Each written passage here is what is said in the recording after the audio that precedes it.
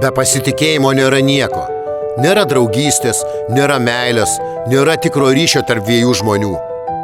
Galima šypsotis, galima sakyti gražius žodžius, galime net vaidinti artumą, bet jeigu širdyje nėra pasitikėjimo, viskas tampa tik iliuzija. Iliuzija, kuris spindi lyg stiklas, bet subyra vos stipresniam vėjui papūtus. Pasitikėjimas tai pamatas, be kurio griūva net gražiausi rūmai. Ant jo statosi draugystė, ant jo laikosi meilė, ant jo gimsta tikra artuma.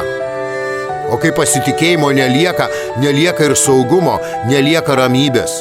Tu žiūri į žmogų, bet tarp jūsų jau stovi nematoma siena, kurios neįmanoma perlipti.